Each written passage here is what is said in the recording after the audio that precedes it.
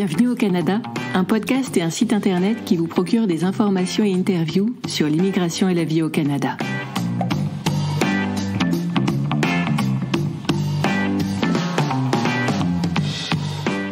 Salut à vous, aventuriers du Nouveau Monde, Emma Charlin au micro, auteure, accompagnatrice en mobilité internationale et podcasteuse. C'est l'épisode 11 du podcast et je l'enregistre à la fin juin 2023. Vous l'avez peut-être remarqué, cet épisode n'a pas la même musique d'introduction que d'habitude. Et pour cause, c'est un épisode spécial. Avec l'été qui s'en vient, je me suis dit qu'un peu de détente nous ferait à tous le plus grand bien. Alors, plutôt que de traiter d'un sujet précis avec bien des informations et conseils à la clé, je vous propose une plongée dans le petit monde de mes anecdotes canadiennes. Et là, vous vous dites peut-être, mais qu'est-ce donc qu'une anecdote canadienne ? J'y viens, rassurez-vous. Mes anecdotes canadiennes sont de petites histoires où une personne part au Canada, se prend les pieds dans le tapis et apprend de ses erreurs. En gros, ce sont des tranches de vie, plaisantes et drôles, où un immigrant découvre qu'il ne sait pas ce qu'il ne sait pas. Disons qu'il fait l'expérience d'un mini-choc culturel, si vous préférez. L'épisode de ce jour est sponsorisé par mon livre « Famille, je vous aime, mais parfois, flottement et embarras ne manquent pas quand parents et enfants font leur premier pas au Canada. Annonce du départ, arrivée, premier jour d'école, apprentissage de l'anglais, fêtes et plaisirs saisonniers, voilà autant de sujets abordés dans les anecdotes de ce recueil. En plus de mise en situation bienvenue, chaque partie est ponctuée d'informations et suggestions. Vous pouvez acheter ce livre sur vos plateformes de vente habituelles. Vous pouvez même demander à votre bibliothèque canadienne de l'acquérir puis de le mettre en ligne sur les plateformes Overdrive et Bibliotheca. Dans cet épisode du podcast, je vous offre 2 anecdotes tirées du 3e volume de ma série. Famille, je vous aime, mais parfois... Et cet ouvrage parle de quoi au juste ? Vous l'avez deviné, d'une installation en famille au pays des caribous et des castors. Je vais donc vous lire 2 histoires parmi les nombreuses qu'il contient. Quant aux informations et coups de pouce en fin d'histoire, je ne les ai pas enregistrées, mais vous pourrez les retrouver dans mon livre assurément. Sans plus tarder, faisons connaissance avec Elliot. Apparemment, il a eu un petit problème de siège auto. Il y a des jours où je me donnerais des claques. Pas un petit tapotement en passant l'air de rien, non, une bonne tarte bien sonore, de celle qui laisse une marque rouge sur la joue après. Tout avait bien commencé pourtant. Nous nous étions posé les bonnes questions. Pour notre départ au Canada, on prend le siège auto d'Adam ou pas ? Et la réponse de Christine n'avait pas tardé. À toi de décider, mon amour. Je n'y attache pas de valeur sentimentale. Mais toi, de ton côté, tu as passé beaucoup de temps à le choisir. Et tes parents nous l'ont offert comme cadeau de naissance. Alors, quelle que soit ta décision, Elliot, je t'emboîte le pas. Christine n'avait pas tort. J'avais passé un temps fou sur le sujet. J'avais sélectionné ce siège auto en mode maniaque du détail et plus si affinité. J'avais comparé les normes de sûreté et les crash tests, lu les conseils donnés par les assureurs, feuilleté les procédures d'installation, regardé des vidéos sur YouTube. Des soirées entières, pendant 2 à 3 semaines peut-être que j'y avais consacré. Parce que non seulement un bon siège auto était crucial pour la sécurité du petit, mais c'était un sujet bigrement intéressant à creuser. Enfin, pour un ingénieur comme moi, je veux dire. Alors, sûr de mon choix, j'avais répondu la bouche en cœur, on le prend, c'est le top dans sa catégorie. Et en plus, cela fera plaisir à mes parents. Quelque temps plus tard, le grand jour est arrivé. Nous touchions du doigt la ligne de départ, comme on dit. Nous étions beaux à voir. Christine et moi courions partout afin de régler les derniers détails. Notre petit Adam ne se souciait de rien. Quant à nos valises de soute, nos sacs de cabine, la sacoche du petit, notre siège auto, ils formaient un gros fatras dans l'entrée.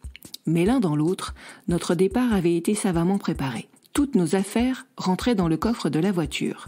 Le siège auto d'Adam nous servirait à nous rendre à l'aéroport pour mieux être utilisé après. Pratique et efficace, en somme. À l'embarquement, nous sommes passés devant tous les autres passagers. Certains nous enviaient, d'autres s'étonnaient, et d'autres encore semblaient agacés. Mon opinion personnelle, c'est que cela ne leur ferait pas de mal de se montrer plus compréhensifs. Clémence et bienveillance, voilà ce qui ferait du bien à notre monde. Parce que voyager avec un petiot qui vient tout juste de souffler sa première bougie, ce n'est vraiment pas une sinécure. À l'arrivée, nous avons dirigé nos pas vers le carrousel à bagages. Nous avons récupéré une valise, puis une seconde, mais pas de siège auto. Nous avons recompté le tout. La sacoche du petit, nos 2 sacs de cabine, nos 2 valises de soute, tout était là, à l'exception du siège auto. Mince alors.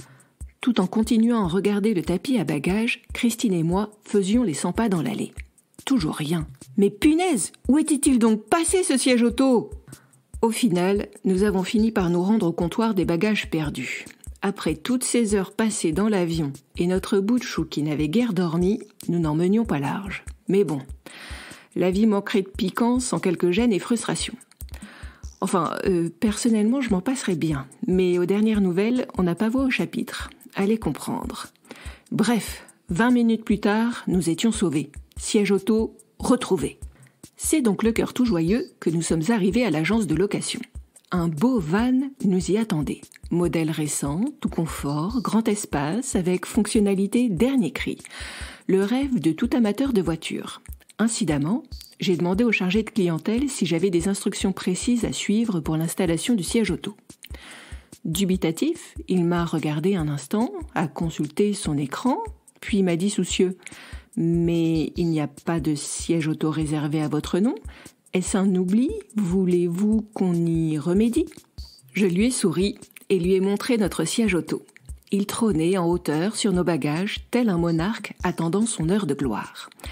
Il est là, notre siège auto, un modèle tout confort et sécuritaire.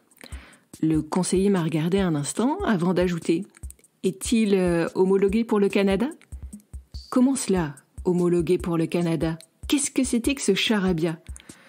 Devant mon air stupéfait, ahuri serait plus juste en fait, le jeune homme s'est senti obligé de préciser.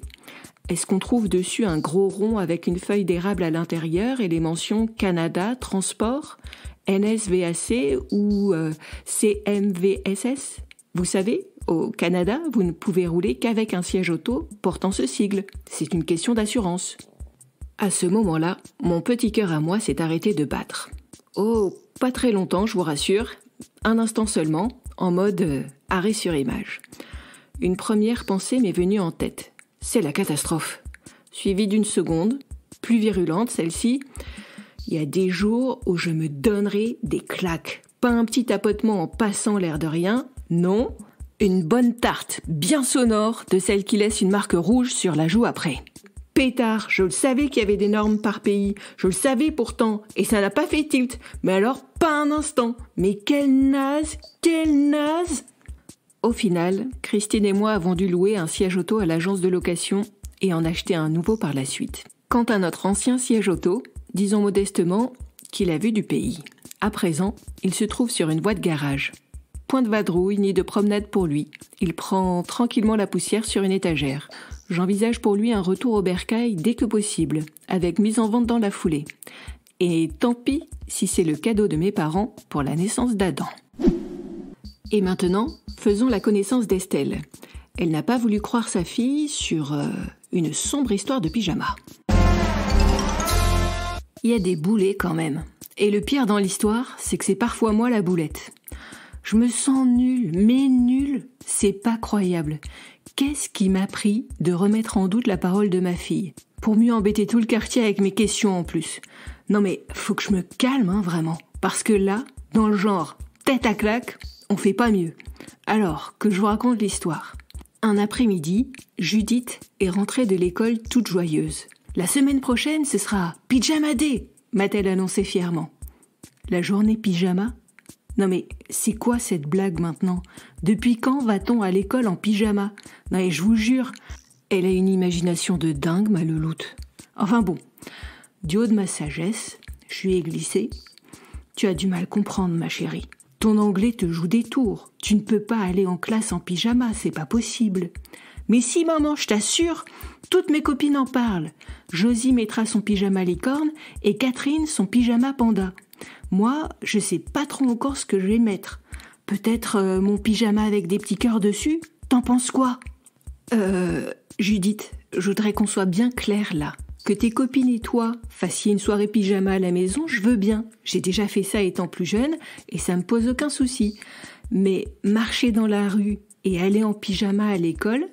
Non mais sérieusement, t'as pas dû bien comprendre ce qu'on te disait, ma chérie. Tu sais, avec 2 petits mois d'anglais derrière toi, c'est déjà miraculeux tous les progrès que tu as accomplis. Réjouis-toi, ma belle, mais accepte aussi la triste réalité. Tu ne comprends pas encore tout. Ça va venir, t'en fais pas. Et bien sûr, ça n'a pas raté. Judith a pris la mouche, elle est montée dans les escaliers en pleurant et a claqué la porte avec fracas. Elle n'a que 9 ans et demi, mais les prémices de la puberté sont déjà là. Je le sens. D'ailleurs, je me demande comment cela se passera à l'adolescence. Honnêtement, je n'ai pas hâte d'y être. Un saut dans le temps, ce serait possible, non ? Tout de même, je veux bien être ouverte d'esprit, mais il y a des limites. Aller à l'école en pyjama. Honnêtement, je sais qu'au Canada, ils ne font pas tout pareil que chez nous, mais quand même, ça ne tient pas debout son histoire. D'ailleurs, c'est simple. J'ai demandé à Oscar s'il avait entendu parler de quelque chose à l'école, et il n'a pas pipé mot. Bon, dans le même temps, il a 4 ans à peine, et il a du mal à parler correctement français. Alors, lui demander de répéter ce que la maîtresse a dit en anglais, ouais, c'était peut-être pas la plus brillante de mes idées. Alors bon, j'ai tout de même voulu en avoir le cœur net.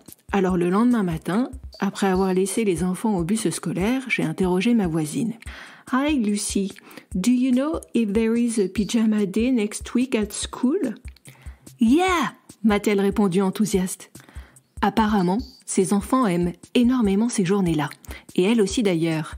Elle adorait les journées pyjama lorsqu'elle était petite, et à présent qu'elle est maman, elle les adore encore plus. D'ailleurs, la semaine prochaine, pas de bus scolaire pour ses bambins.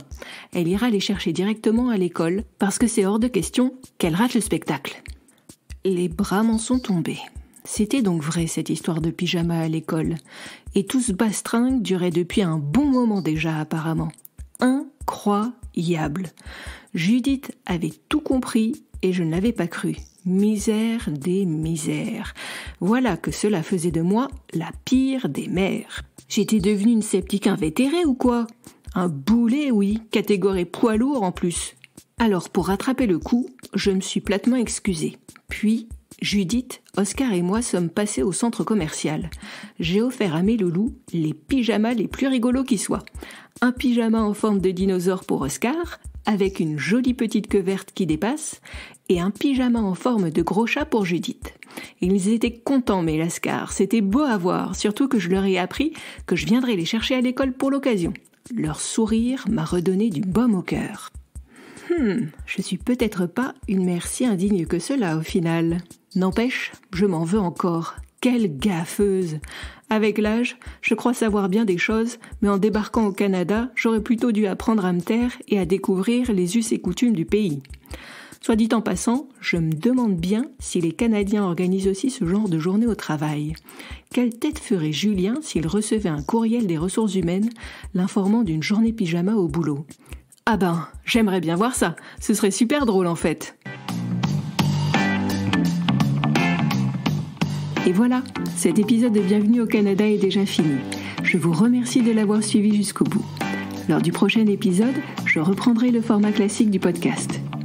Pour garder le contact, abonnez-vous à mon infolettre en vous rendant sur mon site internet bienvenueaucanada.ca. À cette occasion, ne manquez pas de récupérer vos cadeaux. Une fiche pratique comprenant les 67 astuces que j'aurais aimé connaître avant de partir au Canada, ainsi que plusieurs échantillons de mes livres. À bientôt!